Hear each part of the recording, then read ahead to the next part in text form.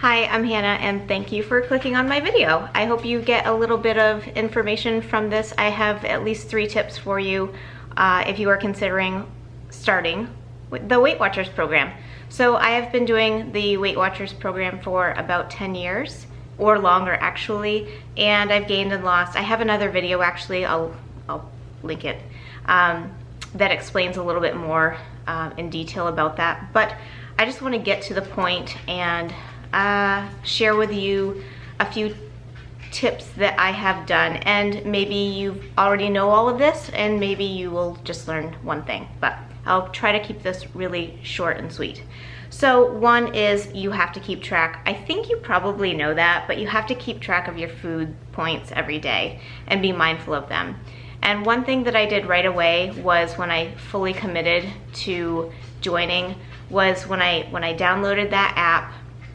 You have access to that scanner and you can go ahead and grab something in the grocery store, scan the bar, and figure out if that's what you want or not. And then if you buy it, you take it home, you write down on the box or package how many points, and in this case these are crackers, so how many for how many points.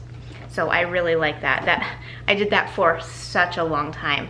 Now, because I've done this for so long, I don't need to do that. So you would probably be at that point as well, or 2.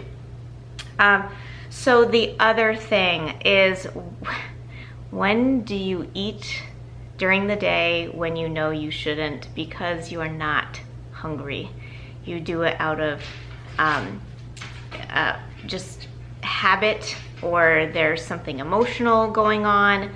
So my time of day is right when I get done work, I'm hungry or I want something to fill me up. So back in the day, I would come home and I would pretty much binge eat anything I wanted, and that was years ago. Now I've learned that for me it's popcorn. Popcorn is low on points and it fills me up. And I really enjoy that with coffee, so the sweet and salty kind of vibe. Over the past year, I've actually incorporated one more food item, and that is having a banana. So on my way home, I grab a banana. Well, I have a banana already packed, but I take out my banana that I haven't eaten yet and I consume that on the commute home.